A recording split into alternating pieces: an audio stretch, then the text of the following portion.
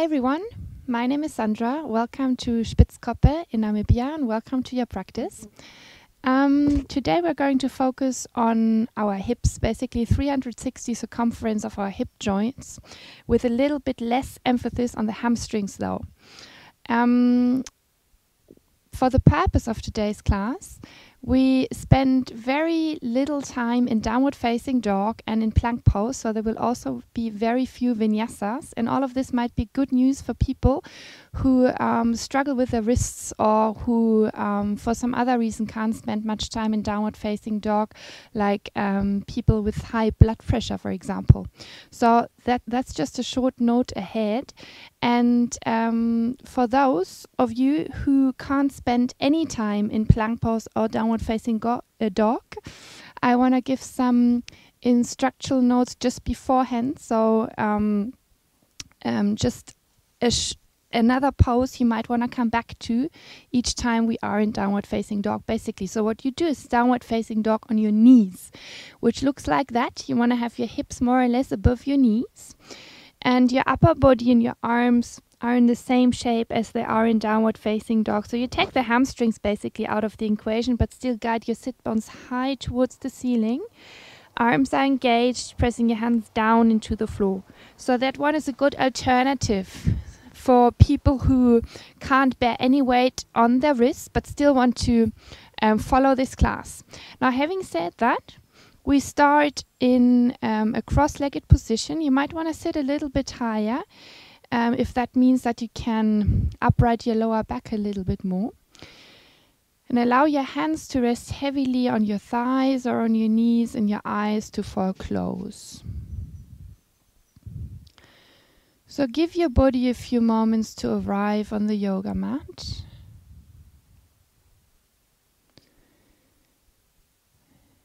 And give your mind a few moments to arrive in your body.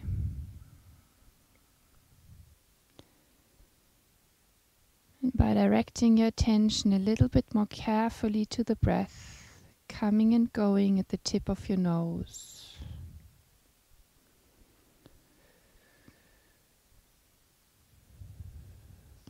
Feel your sit bones grounding, your sit bones being your foundation, from where you allow your spine to grow high towards the sky.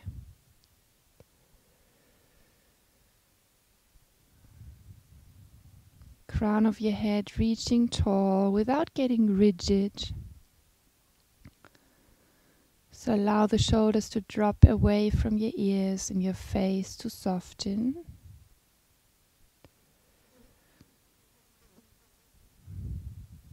Your belly relaxed.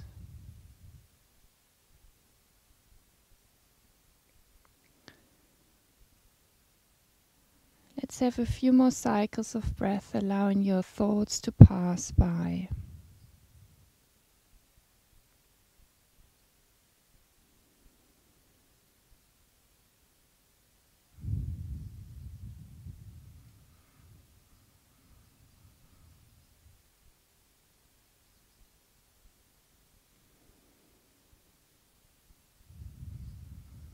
You slowly open your eyes again and bring your feet in front of you. Your feet want to be parallel, and you lean a little bit back, supported on your hands, and take your right ankle on top of your left knee, flexing the right foot strongly. And your fingertips might want to point back. We'll have them pointing back. And then lift your chest, rolling the shoulders back. And guide the right knee maybe a little bit further away from you. And depending on the range of motion in your right hip, you might want to place the left foot a little bit closer towards your sit bone. But you want to make sure that this doesn't mean that you collapse in your lower back.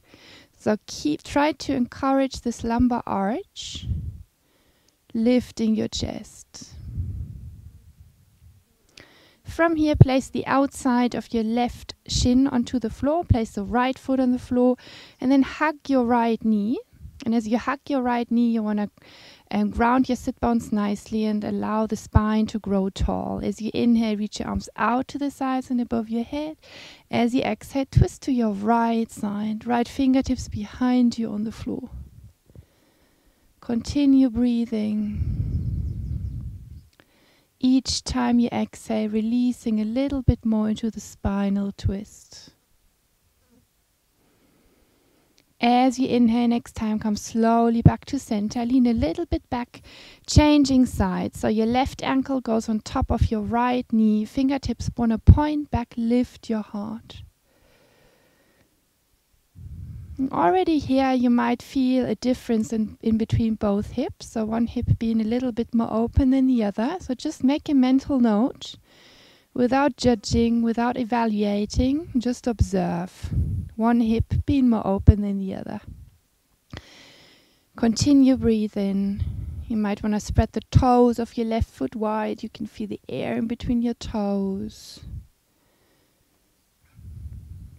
Before you place the outside of your right calf, of your right shin onto the floor, place the left foot onto the floor. Ground both sit bones nicely. As you hug the left knee, you help your spine to grow tall a little bit more. Take an inhale, reach your fingertips high. As you exhale, twist to your left. Each time you inhale, come a little bit out of the twist and lengthen the spine more. And as you exhale, release a little bit more into the twist.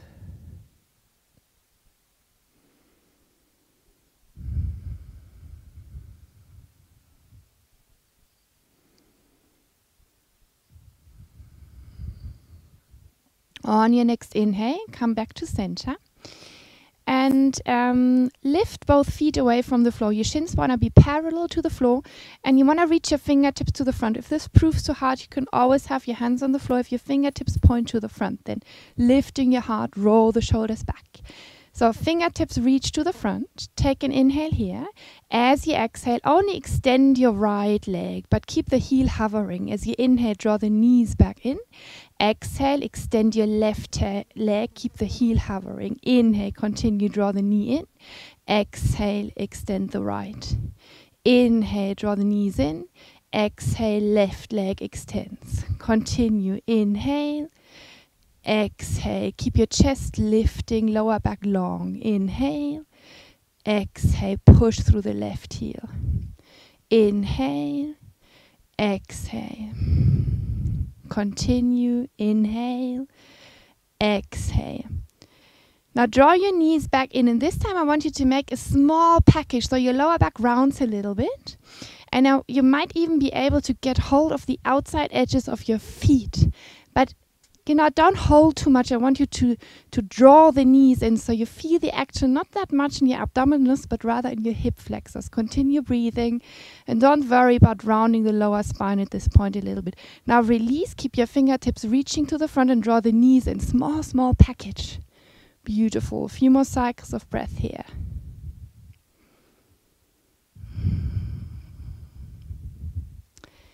Before you place your hands onto the floor, fingertips point to the front, lean a little bit back, lift your heart, open your knees wide, and then from here I want your heels to clap against your buttocks, lift your heart. So this isn't abdominal work, but you will feel it in the hip flexors. So we're warming up the hip flexors first before stretching them, basically. So you might want to continue clapping your heels against your buttocks, or you do both at the same time. Nice one. Good to know that we're not going to do that forever. Actually, we stop right here. So you lean to the front, place the outside of your right shin to the floor and swing your left leg far back into pigeon pose. And in this variation of pigeon pose, please have the back toes curled under. The back heel is pointing high towards the sky. Your right hand pushing down on your right knee, the left hand pushing down on your left foot. So other than usual, you might be able to have the shin a little bit more parallel with the front of the yoga mat. Pushing your hands down, lifting your hips a little bit higher. And as you lift the hips higher, as you push your hands down, you might be able to sway your hips a little bit more, lift your heart. Make sure the back heel is pointing high towards the sky. Continue breathing. Now sit all the way down. Lean a little bit to the right so you have space to swing the left leg to the front. And have the left shin in front of your right shin. Right ankle exactly, or as good as it goes, underneath the left knee. Flex the feet. Lengthen your spine. And then out of your hip crease, you want to reach forward. Maybe there's not much range of motion. You just want to stay here. But you want to like re-articulate your lumbar arch. So stick your butt out. Make sure you lengthen your waist as you walk your hands further to the front. Or just stay further upright if that's what is within your range of motion. Continue breathing.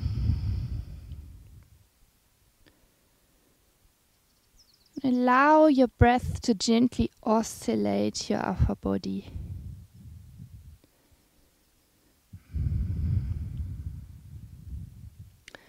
Walk your hands all the way back. Come back to upright. Lean a tiny bit back only to cross the left knee on top of your right knee. And then come onto your knees and your hands. And now make a mental note. You might want to stay here, come back to this pose. If coming to upright means that you feel tightness and pain in your sacrum area. So then it would be very counterproductive. So if you feel that pain, please stay with your hands on the floor. Otherwise, come to upright and enjoy this opening feeling in your hips. Might also be a little bit balancy. Take your hands on your sacrum, fingers pointing down, and lift your heart. So guide the sacrum down, tailbone down, roll the shoulders back. Moving your elbows maybe a bit closer together. And observe on how the space in between your collarbones broadens. From here, this might be a tiny bit balancy. You step your left foot to the front. Don't worry about not being on the yoga mat anymore. No problem about that. The front shin wants to be vertical. The back thigh wants to be vertical. We are in proposal pose. So there are 90 degrees between the thighs and the shins. Reach your right arm high towards the sky. Bend your right elbow. Place your hand on your neck, and then see whether you can get hold of your whether you can clasp those palms together. If this is without reach, use your left hand to just pull your right elbow closer to the midline. Lift your heart. Guide the tailbone down. So as you guide the tailbone down and add a tiny bit of a pulling action between the front foot and the right knee, as if you wanted to drag them together, you might feel a little bit more of a stretch in your right hip flexor. Continue breathing, guide your right elbow high towards the sky, and keeping that, bend a tiny little bit over to the left. So this is a hip class, but there's nothing wrong about opening the rib cage and the shoulders at the same time. Come slowly back to center. Release your arms, hands go to your hips, and then walk your left foot further to the front. So we go into a deeper lunge. The back knee stays on the floor. Guide your tailbone down and bring both hands to your front knee. Front shin is vertical. Lift your heart. Now, if you wanted to intensify the whole experience, what you want to do is push the top of your back foot into the floor, so the back kneecap nearly lifts a little bit away, so at least you have less weight on the back kneecap. And keep on lifting your heart, guiding your tailbone down. And just observe on how much space there is, without adding any second thoughts. So just stay with the experience as it is.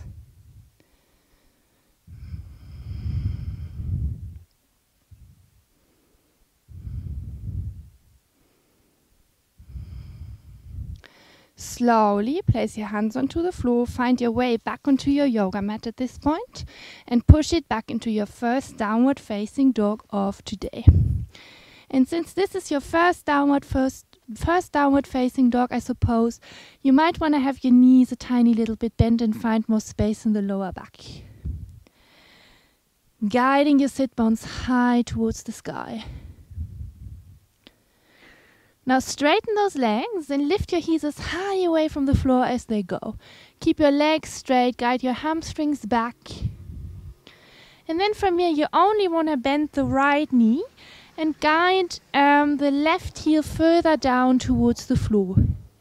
At the same time, keep the right heel high away from the floor, pushing the ball of your right foot into the floor, so you also get a nice stretch in the bottom of your right foot.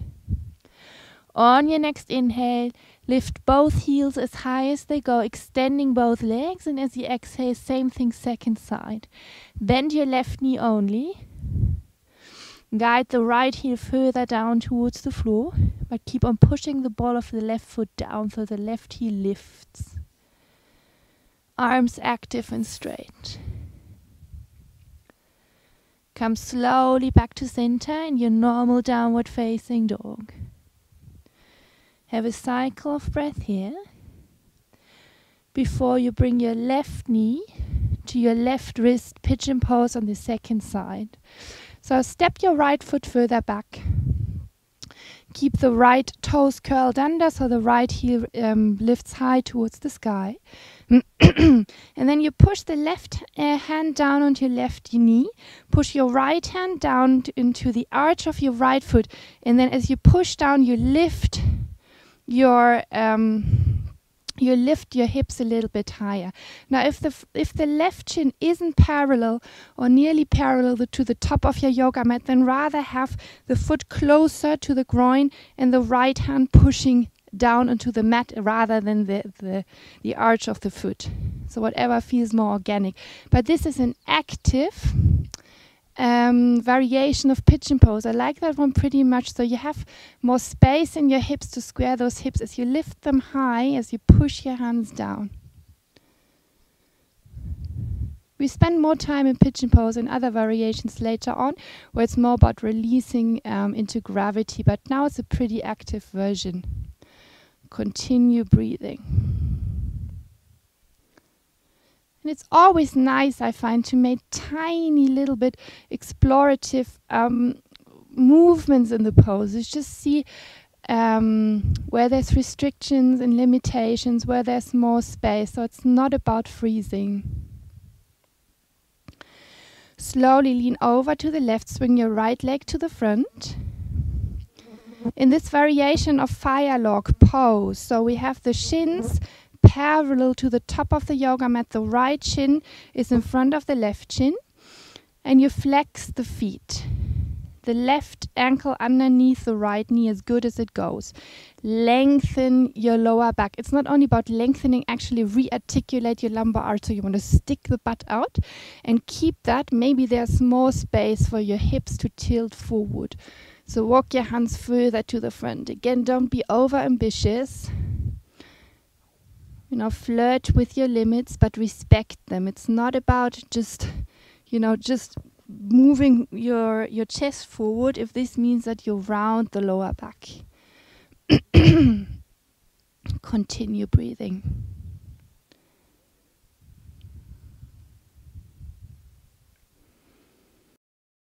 Each time you inhale, there might be a little bit more space for your chest to move forward.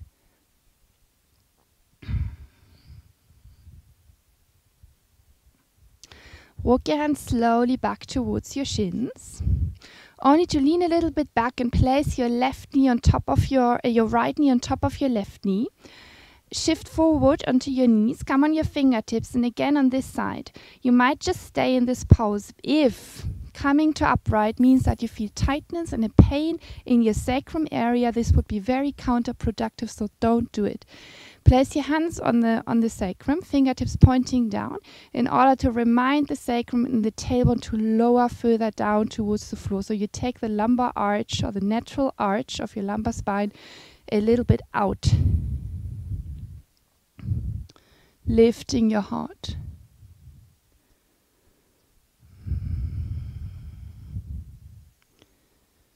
Now this can be a balancing challenge again as you step your right foot to the front.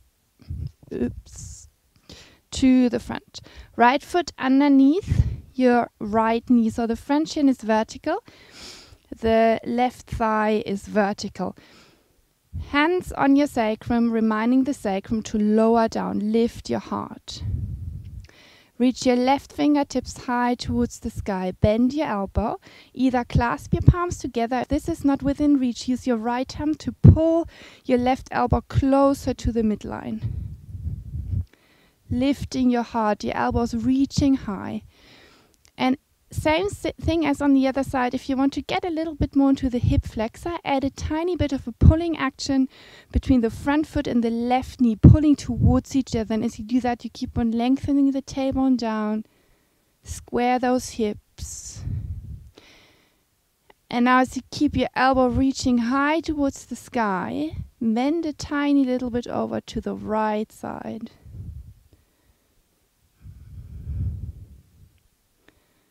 Few cycles of breath here. Guiding your breath into the left side of your rib cage. On your next inhale, come back to upright. Release your hands, bring the hands on the hips to start with, and then wiggle the right foot to the front. Right shin stays vertical. All the while, you let your hips sink a little bit lower down in a deep lunge with the knees on the floor. Place your hands on your front knee or thigh. And if you want to intensify the experience, push the top of your back foot down into the floor so the back knee gets a little bit lighter. Lift your heart. Square the hips, tailbone as heavy as it goes. Continue breathing.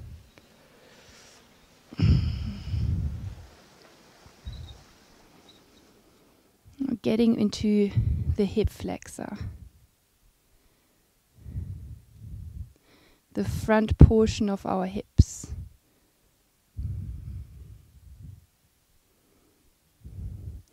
Place your hands back onto the floor. Find your way back onto your yoga mat as you step back into your downward facing dog.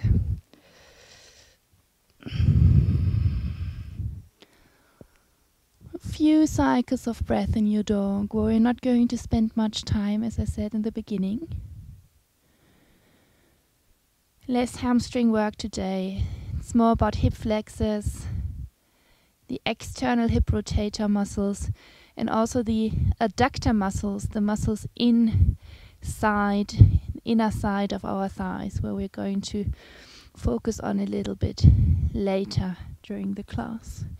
Now press your hands down, arms engaged, shoulder blades firm against the back ribs, and allow your head to sink down and be heavy. Face relaxed. As you take small steps all the way to the top of your yoga mat, knees bend as you walk to the front, take your time. Feet want to be parallel, hip joint width apart. Standing forward bend. Maybe you find your knees want to be bent at this point a tiny bit. Inhale, half standing forward bend, lift halfway, roll the shoulders back. Exhale, standing forward bend, release down. Inhale, pushing your feet down, lift your heart, sweep your arms out and up. Join your palms, exhale. Sweep your arms out as you inhale, half sun salutation. Move your chest forward unrushed and dive down. Inhale, half standing forward bend. Exhale, standing forward bend. Inhale, lift your heart, embrace the air as you come all the way to standing.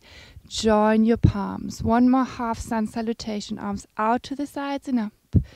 Exhale, chest forward and rush, dive down. Inhale, lift halfway, maybe hands go to the shins or the knees. Exhale, release down. Inhale, lift your heart, sweep your arms out to the sides and up. Exhale, join your palms. Inhale, sweep your arms out and up, fingertips reach maybe a tiny back bend on top. Exhale, move your chest forward and rush. Inhale, half standing forward bend. Exhale, standing forward bend, lower down. Step your right foot back into your lunge. Wiggle your left foot a bit to the side so you have space for both hands to be on the inside of your front foot.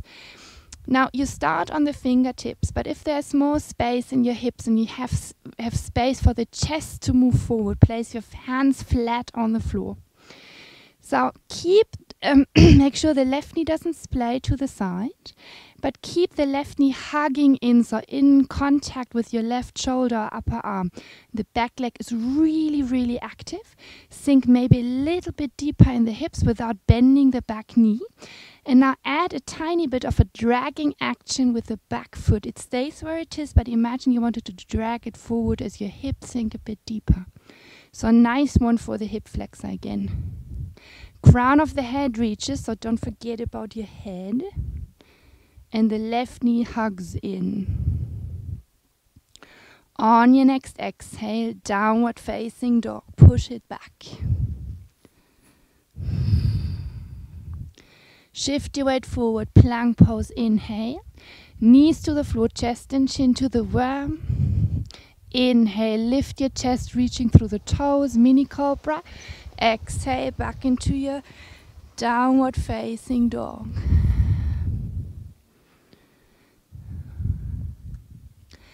As you exhale next time, step your left foot, not the right one, the left foot to the front, in between your hands.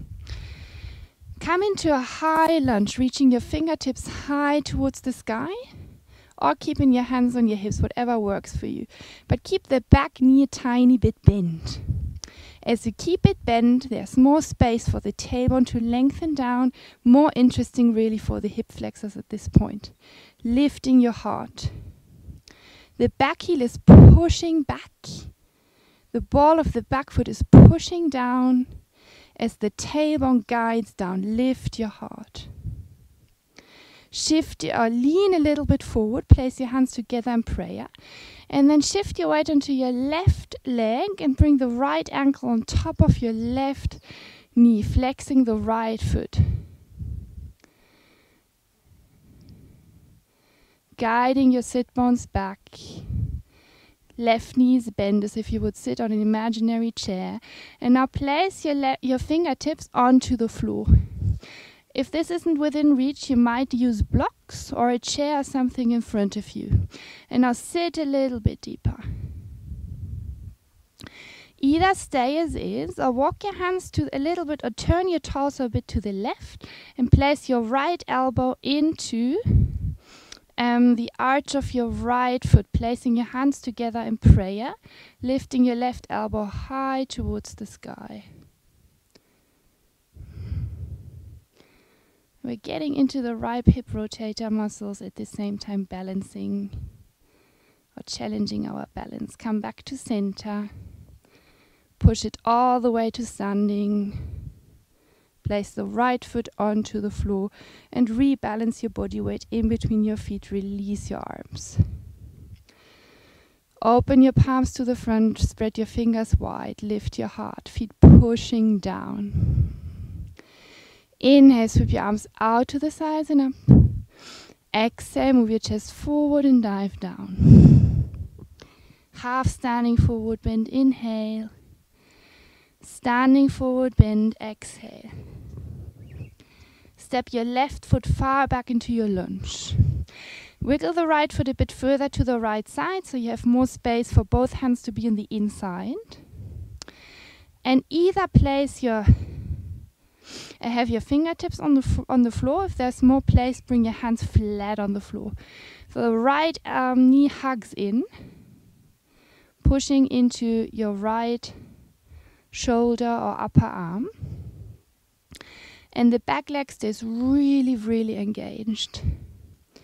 You might want to add a tiny bit of a pulling action with the left foot. It stays really where it is, but that might intensify the stretch into you, or the opening in the left hip flexor really.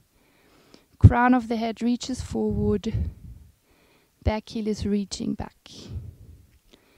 And push it back into your downward facing dog as you exhale. On your next inhale, shift your weight forward into your plank pose. Knees to the floor, chest and chin. Inhale, lift your chest in your mini cobra. Exhale, downward facing dog.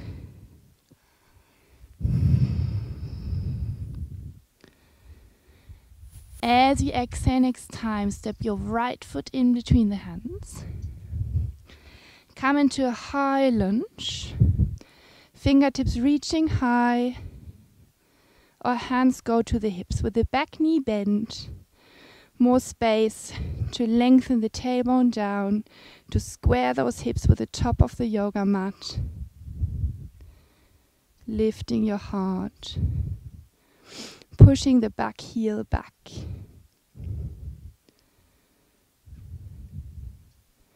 A few cycles of breath here, giving the hip flexor a bit more time to open up.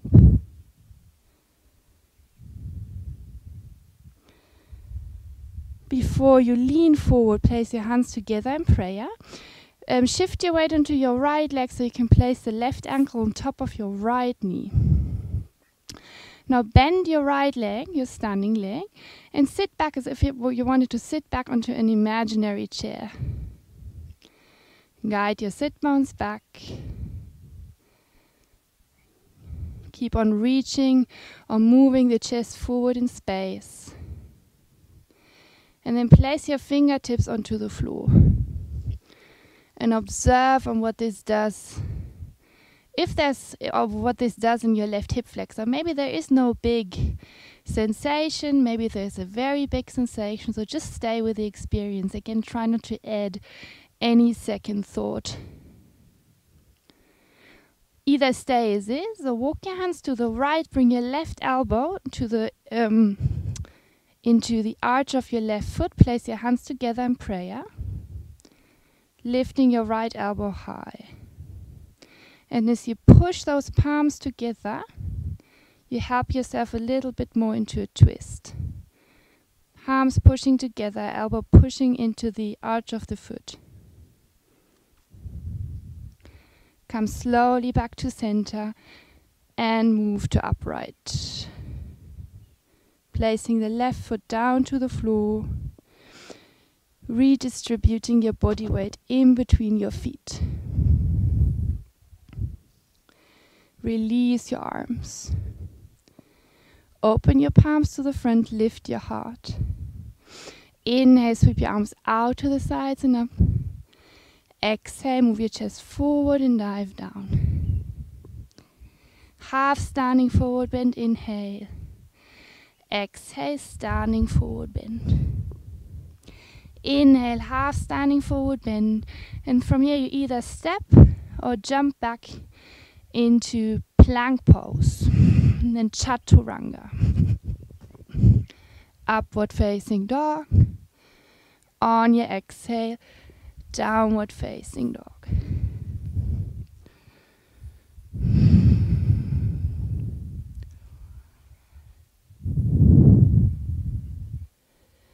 Guiding your sit bones high.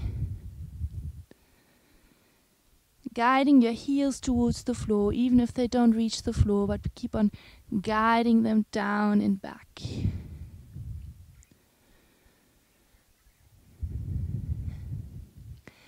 As you exhale next time, step your right foot in between the hands into your lunge.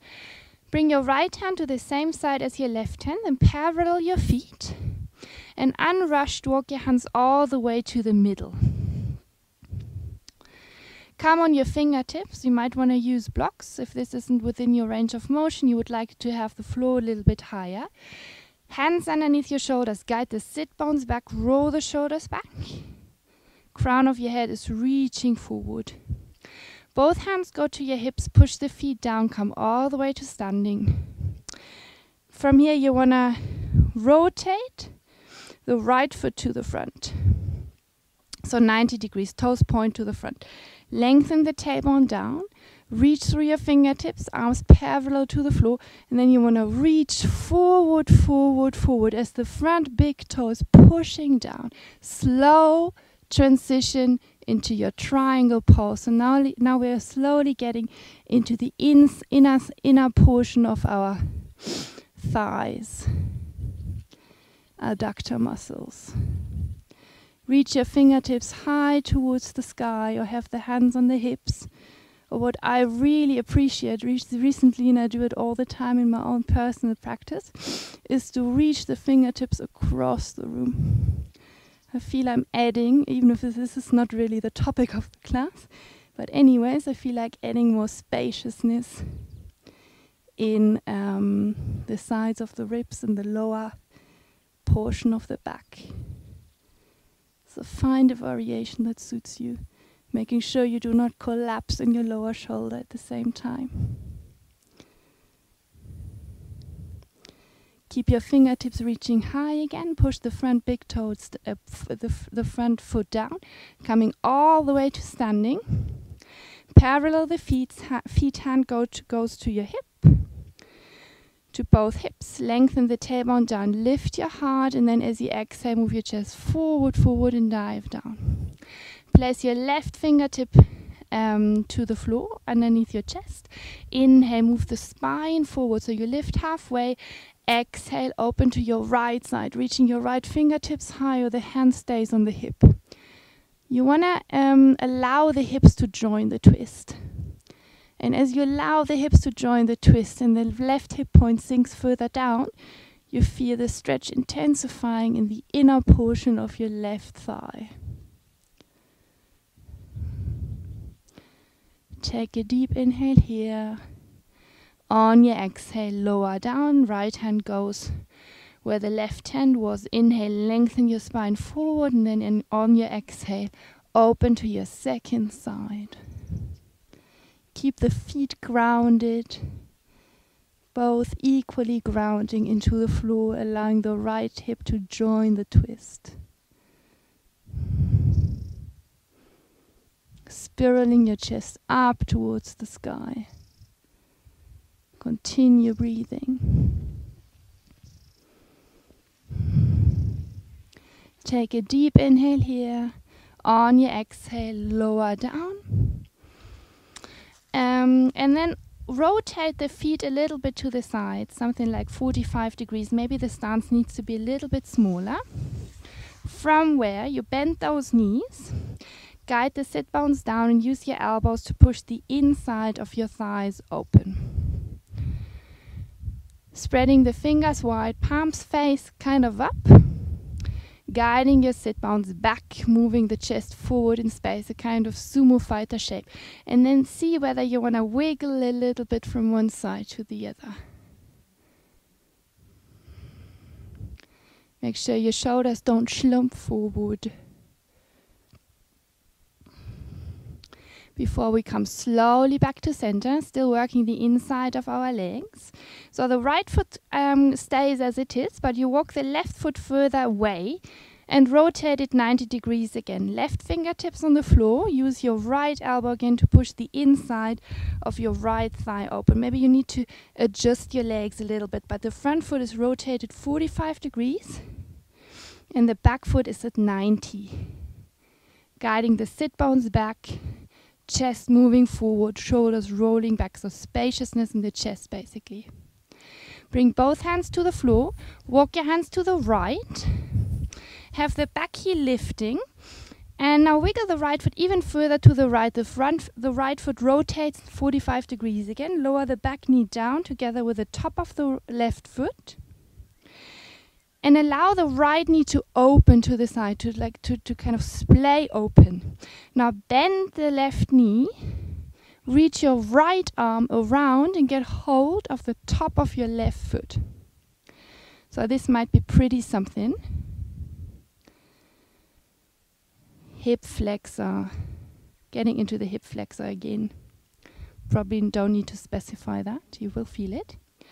Now what you can play with, to start with the shoulder, you can add the shoulder opening by allowing the elbow to lift high and rolling the shoulder back. And what makes the whole experience even more interesting is allowing the right hip to sink down. Instead of lifting it and joining it too far into the twist, allow the right hip to sink down. Find a middle path, especially in those really intense stretches. Try to find a place where your body feels still safe, where you feel comfortable and challenged at the same time.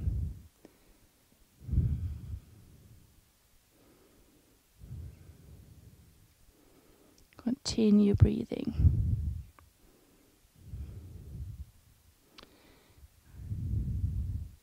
Slowly release.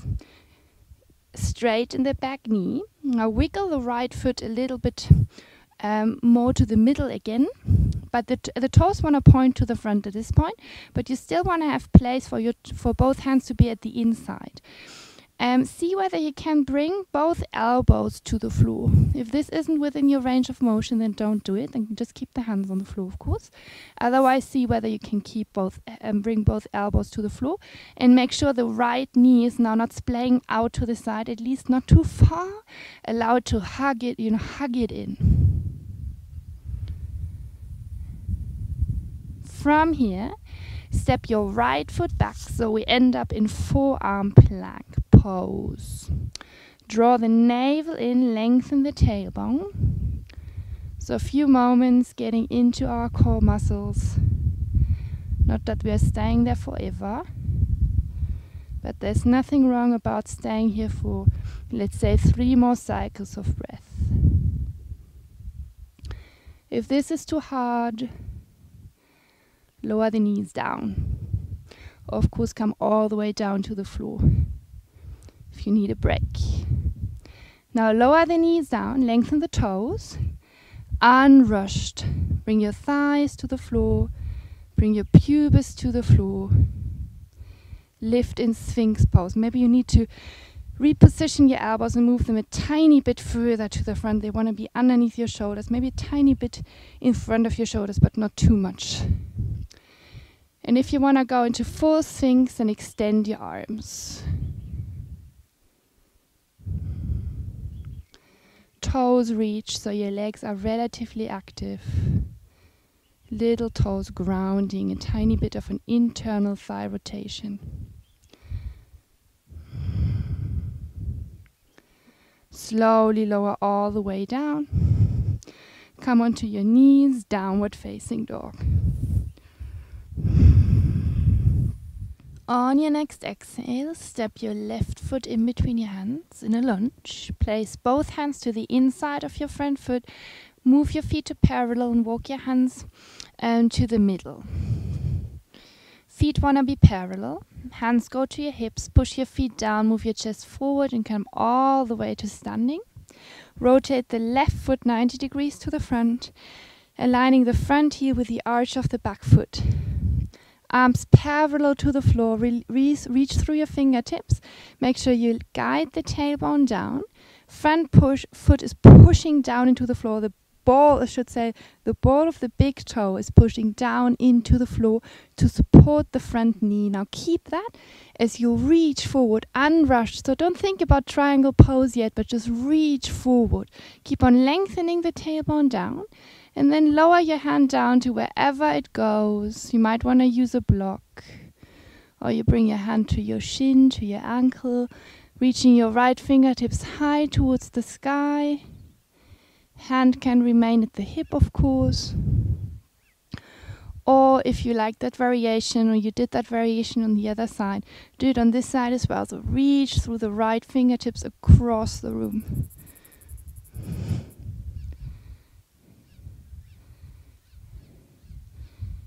Continue breathing. Make sure you do not collapse in your left shoulder.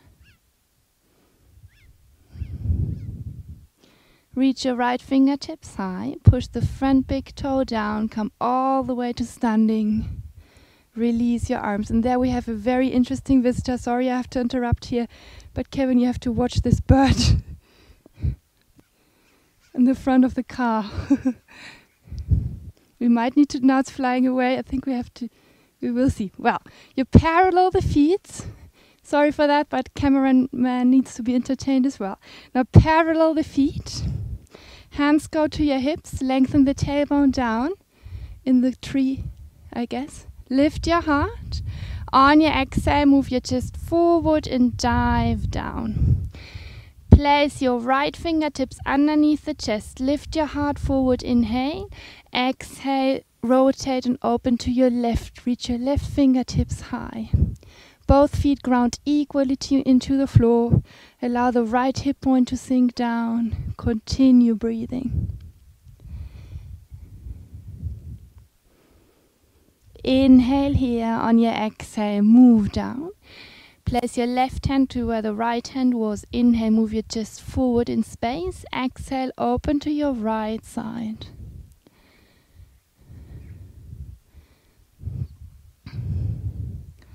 Left hip point sinking down. So what really happens is that you initiate the twist in the pelvis rather than just allowing the spine to twist. This is way healthier for the sacroiliac joint. And it adds a stretch in the inside of your right leg, of your left leg, as you probably feel. On your next exhale, come slowly down. Rotate the feet to the sides, 45 degrees, and sit down again. Use your elbows to push the inside of your knees open. So just turn around so you rather see me from the front. Push the inside of your thighs open. Spread your fingers wide. Lift your heart. And instead of wiggling, as we've done on the other side, from one side to the other, I would like you to explore what it does to the pose by lifting the buttocks a little bit. So keep on moving the chest forward and then maybe sinking down again. So like this swinging up and down.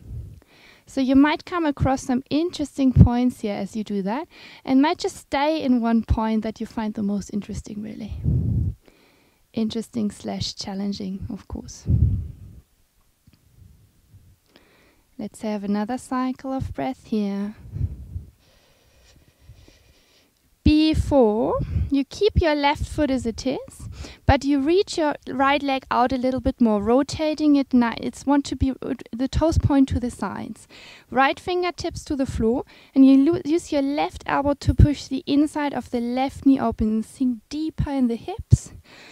Roll the shoulders back. Crown of your head is moving across the room. Spaciousness in between the collarbones. Both hands go to the floor. Walk your hands to the front. So the left heel lifts. Wiggle the left foot further to the side. Further to the side so the foot rotates to the side. Lower the back knee down together with the top of the back foot. The left knee flaps open. Right hand goes to the floor. Bend your right knee. Reach your arm around, the left arm around to get hold of the top of the right foot. Continue breathing. Roll the left shoulder back. And again, you might want to explore what it does to the pose, allowing the left hip, rather than lifting it high and to join the twist, to sink down as you roll the shoulder back.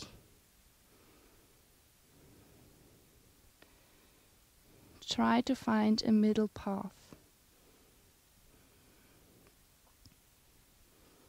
Not too much, not too little.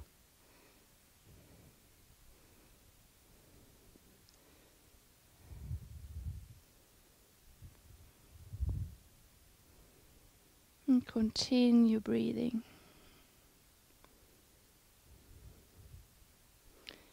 And let go of your right foot.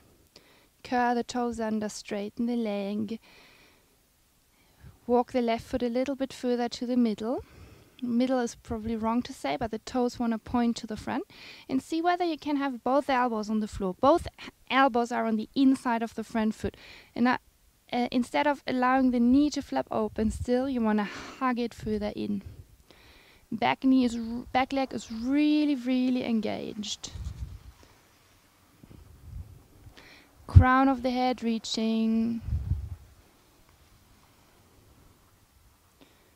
allowing the hips to sink a little bit deeper before you find your way into your forearm plank pose. It's not the easiest transition, but it's worth trying. Lengthen the tailbone down, crown of the head reaching forward before you lower the knees down, together with the top of the back foot, allowing the hips and the sacrum to lower down. Move your arms a tiny bit further to the front. They probably ended up a little bit too far back for a Sphinx pose. What comes now is we're getting into the hip flexors once more, adding a back bend. So what I first want to do is to remove this huge beetle away from the yoga mat, kind of disturbing. You want to reach through the toes, roll the shoulders back, and now you bring your right hand a little bit. Okay, would you just move? Still non-violence, right? Ahimsa, just give me a very gentle push. But I'm ticklish. So the right hand goes a little bit more to the middle, and then you bend your left knee and get hold of your left foot, bringing the left hand to the top of the left foot and then pushing or pulling the foot closer towards your buttocks. And what I would like you to add is grounding the groins. And this beetle just wants to be part of it. Well, breathe through it. Lifting your heart. Ground the groins, lengthen the tail. And if this proves too hard, you just lower all the way down, of course. You can bring the forehead to the floor instead, right? But you want to lengthen the tailbone, ground those groins. Let's have another cycle of breath.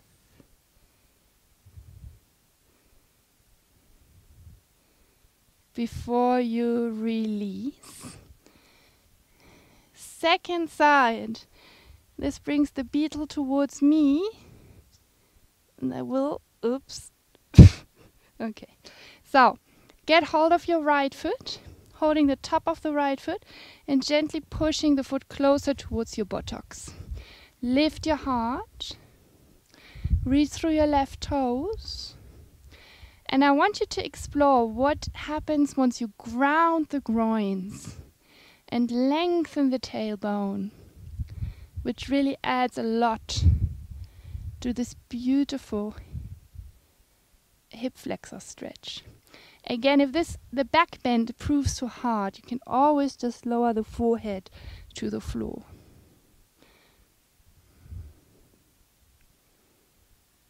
Let's have another cycle of breath here. Before you slowly release all the way down. On your inhale, let's come into one mini cobra. On your exhale, downward facing dog.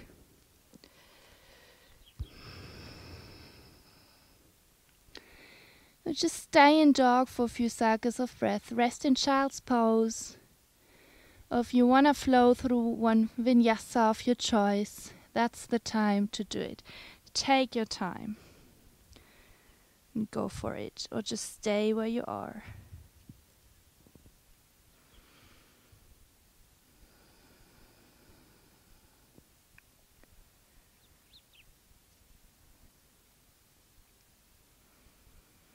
And let's all meet in our downward facing dog again.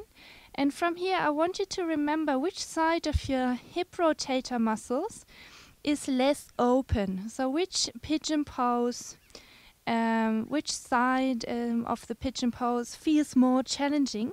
And I want you to start with this side. So in my case, it's the left knee in the front. Now as you exhale, place, well, whatever, left or right knee to your wrist, same side wrist. So in my case, left knee to the left wrist. And I walk the right foot a little bit further back. And instead of what we've done before with having the shin rather parallel to the top of the yoga mat, and I find a little bit more of a softer version, so the foot a bit closer towards the groins, especially if you're not that open in your hip really. because we're going to stay there for a little bit longer, and time makes the whole experience very, very intense. So rather than going to the very edge, already now find a rather comfortable position. You might need something to put underneath your buttocks to square underneath. In my case, it would be the left buttocks, in order to square the hips, like a folded blanket or maybe a block or something. Now from here, we start in a kind of downward facing dog shape with our arms, rolling the shoulders back, and then see whether we can move further forward with our elbows on the floor. Elbows on the floor, but still don't just lower your head or anything down. Roll the shoulders back, so we're still kind of active in our upper body, not just releasing down into gravity, which will come a little bit later on. Now, if you're using the other leg, you have to just switch the sides and use the other hand. Then what I'm going to instruct now, I'm having my left knee in the front, and I'm now using my right hand to cup the left knee, the front knee, and use my left hand, my left fingertips on the floor just beside to gently rotate and open to the left.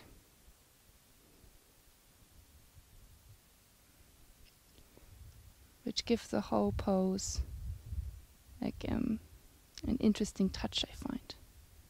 Tiny bit of a twist, leaning your upper body a bit back in space. It's not a big twisting thing, but it can have quite some effect in your hip rotator muscle.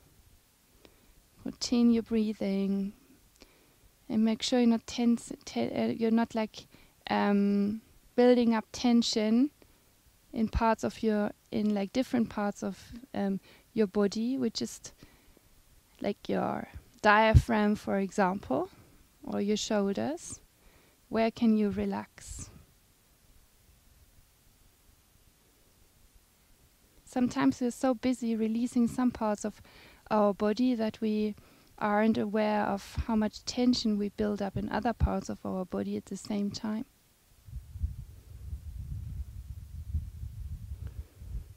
From here we come slowly back to center. In a few moments we're just releasing down if that's within our range of motion.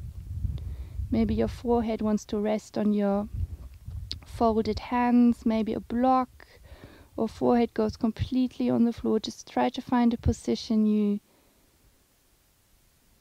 can find some ease and letting go in.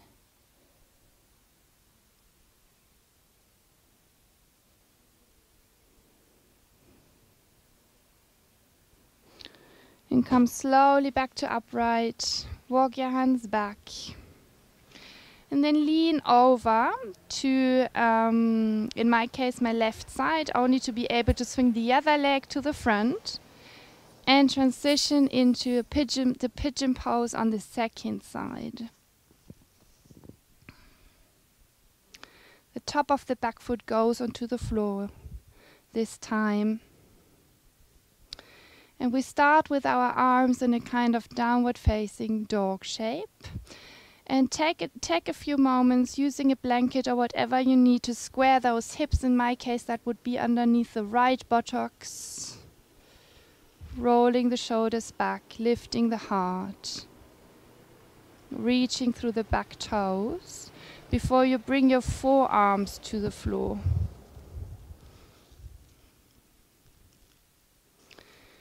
And then from here, you bring in my case, you might use be on the other side.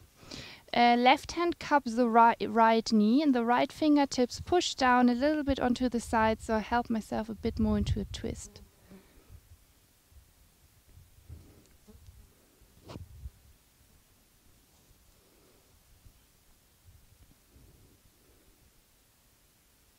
Continue breathing, move your upper body a little bit back in space.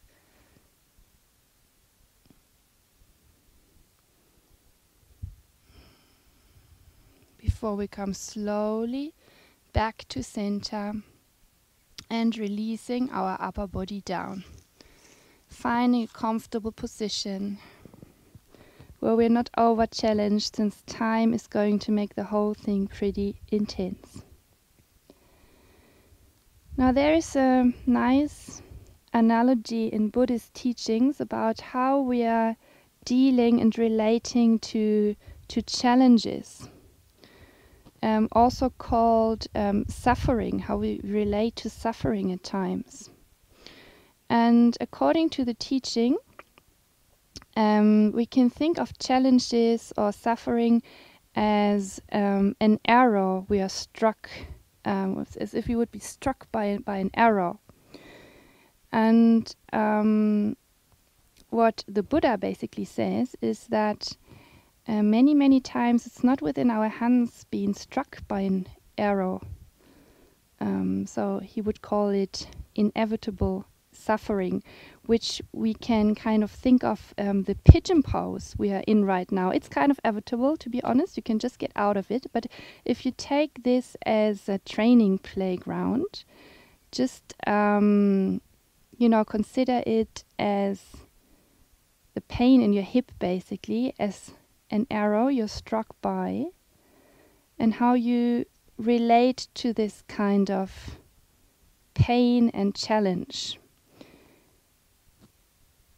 And now the interesting part of the analogy really is the second arrow we can be struck by. The first one being kind of inevitable, and the second one being optional. He calls it optional suffering, which I'm going to talk about a little bit more in a minute's time or so. So you move up, so you walk your hands back towards your shin and lean over to the side. So there is space for a third pigeon pose. So you have your not so favorable leg in the front again. And this might be quite unconventional that we do just 3 times, but unconventional is not necessarily bad. At times it can be a good idea. So we're going to spend another pigeon pose on this side, which you wouldn't call your favorite side. So make yourself comfortable as it gets. So this is inevitable suffering or challenge or pain, however you call it, if you don't decide to just walk off now. But make this challenge, a kind of middle path again. And find your way down, leaning forward and down. So really time makes the whole thing very, very intense. Really be honest to yourself, find a middle path. And explore on what it's like, or maybe not like, to be struck by the second arrow. So the first arrow, again, being pigeon pose and this pain in your hip. Let's call it inevitable. And the second arrow being the story, basically, we add to it. So all those thoughts and judgments we add to inevitable suffering and challenges, which could be in this case like a thought maybe like, my God, I haven't been practiced enough, and this is only because I haven't been practiced enough and practicing enough. So this is all stuff that adds to the suffering. We can just drop and just trying to avoid not to be struck by a second arrow.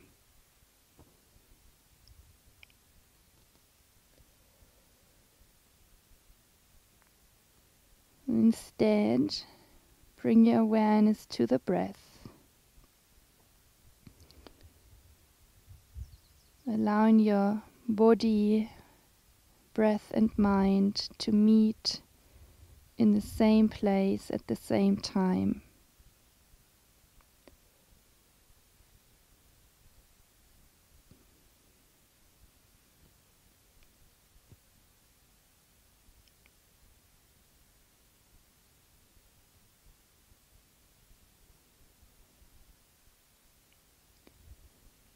Let's have 2 more deep cycles of breath.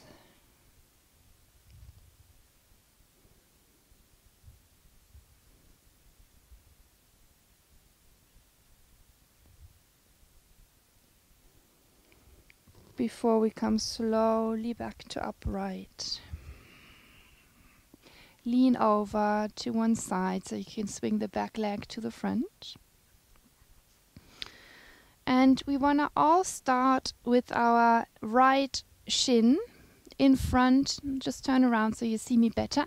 With our right shin in front of the left shin, like we've done before. So the shins are parallel to the top of your yoga mat. And if there's more range of motion in your hips, probably more than in the beginning of the class, you want to try the full pose, so ankle to knee, right ankle on top of the left knee, left ankle underneath the right knee. So very often you see this happening, but you want to make sure the left ankle is directly underneath the right knee, even if it looks like that with the knee lifting high. It's just because of the range of motion or in your hips, really. You might want to sit a little bit higher, and if this is still too hard, just have the ankle in front, right? In front of the knee rather than on top. Fire log pose or ankle to knee pose.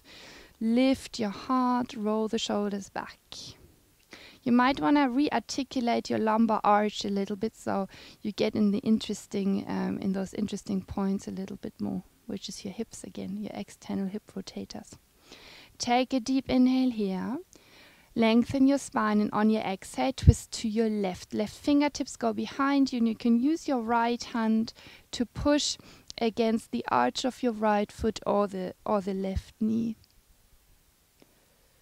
Each time you inhale, find a little bit more length, and each time you exhale, release a tiny bit more into the twist. Make sure you're not building up tension in your spine, in your spinal muscles as you twist. On your next inhale, come back to center, come back to the front. If half lotus is within your abilities, then simply slide your right foot close to the groin. Keep the foot flexed. Take an inhale here. On your exhale, twist to your second side and see whether you can bind and wrap your right arm around so you get hold of your left. Well, it's not your left, it's your right foot. Get hold of your right foot. And if the binding isn't within your range of motion, then just have your right fingertips behind you on the floor, allowing your upper body to oscillate with your breath and the face to soften. On your next inhale, come back to center, lean a little bit back to unpretzel your legs. Left ankle goes in front of the right knee or on top of the knee. Make sure ankle to knee, especially the lower ankle, which is the right one, wants to be exactly underneath the left knee. Flex those feet. Lift your heart. You can play a little bit by tilting the pelvis back and forth. Once you tilt it a little bit further forward, you get more into the interesting interesting points. Inhale, lengthen your spine. On your exhale, twist to your right side. Right fingertips behind you and left hand can hold the arch of your foot or the knee or thigh, whatever works. Allow the breath to flow freely. Make sure your chin doesn't just drop, but your spine, including your neck, is reaching high towards the sky.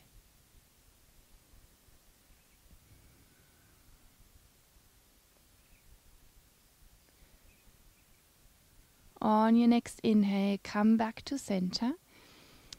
Either stay as is, or if half lotus is within your range of motion, slide the right foot closer to the left foot closer to the right groin. Take an inhale, lengthen your spine. On your exhale, twist to your second side. Your left hand might want to come into a bind.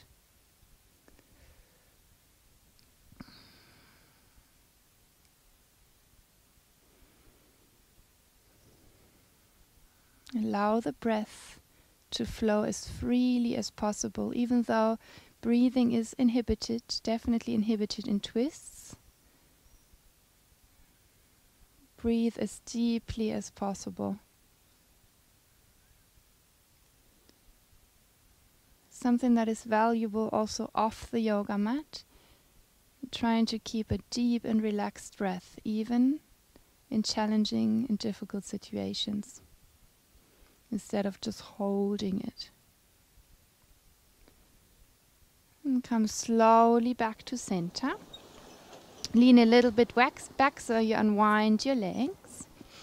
Place your feet on the floor in front of you. Come onto your hands, come onto your forearms, and lie all the way back. Lean all the way back. Float your feet away from the floor. Hold your knees from the inside, allowing the knees to flap open in your pretty mellow variation of happy baby pose. Just wiggle a little bit from one side to the other.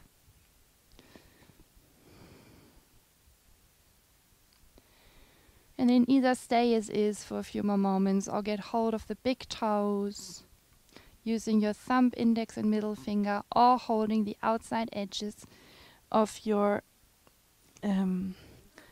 feet. Trying to stack your feet as good as it goes on top of your knees. And pulling them down by pulling your knees down towards your armpits. That's the direction really you want to work with. Making sure the back of your skull is grounding with your neck being long, and sacrum grounding at the same time. Continue breathing, allowing your face to be relaxed and soft.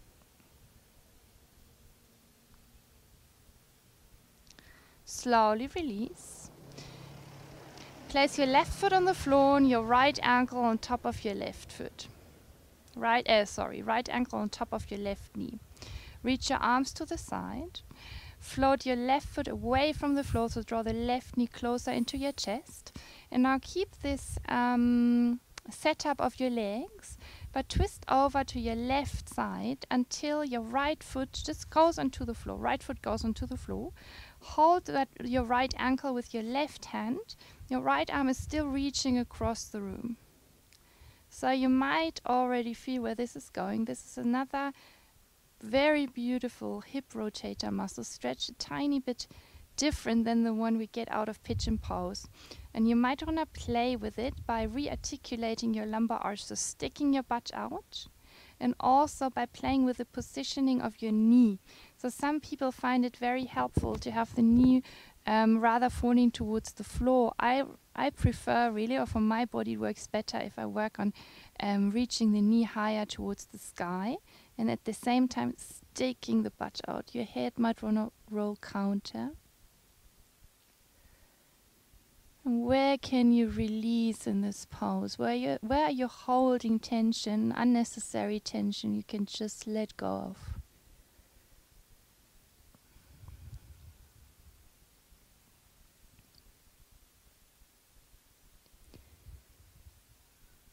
And from here, turn your head back up towards the ceiling or the sky. Come slowly back to center. Place your right foot onto the floor, your left ankle on top of your right knee. Reach your arms to the sides.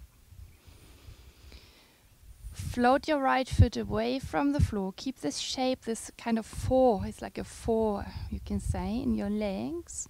Keep that as you rotate and twist to your right side until the bottom of your left foot goes onto the floor.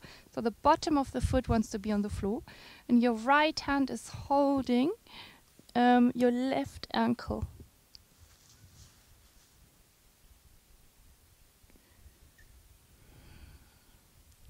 With your left arm reaching across the room, your head might want to roll counter.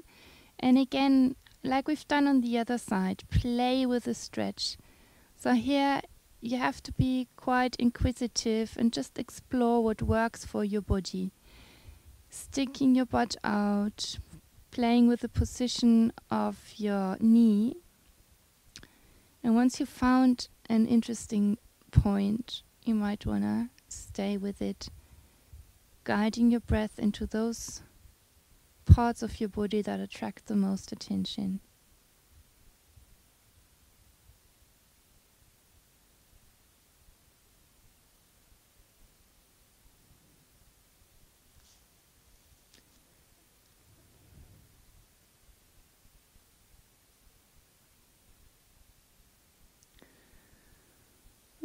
From here, unwind your legs, find your way back to center unrushed. from where you extend your legs one after the other and prepare for Shavasana. You might want to cover yourself. Make sure you're not getting cold. You want to be comfortable and warm. Allowing your feet to flap open, your palms to face the sky.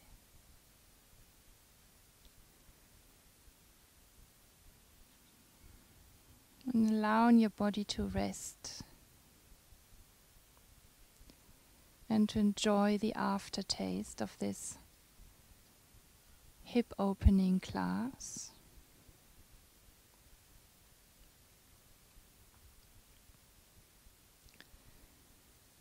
Observing whatever it is to observe, without adding any second thoughts to it, without wishing it was any different.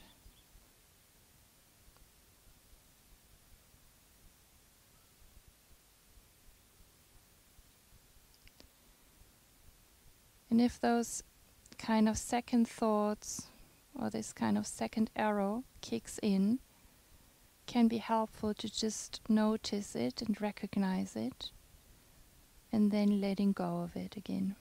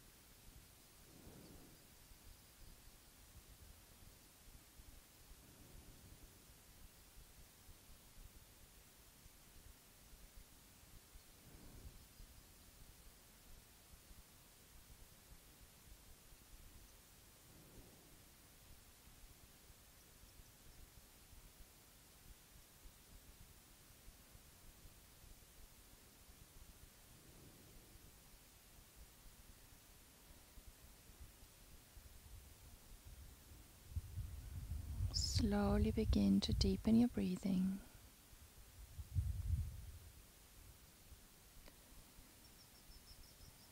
Wiggle your toes, wiggle your fingers a tiny little bit.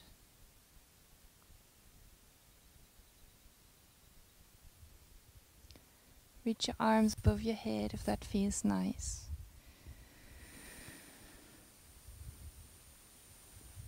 Then bend both knees. Draw your knees into your chest. And then roll over onto your right side. From where you use your hands, coming slowly all the way back to sit. You might want to keep your eyes closed for a few more moments. Coming to a cross-legged or whatever comfortable seated posture. Allowing your hands to rest on your knees or your thighs.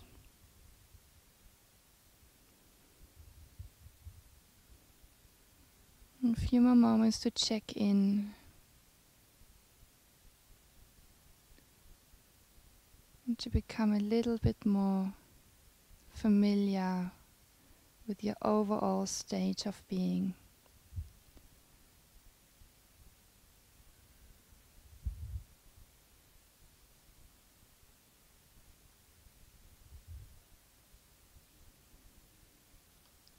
And join your palms in front of your chest.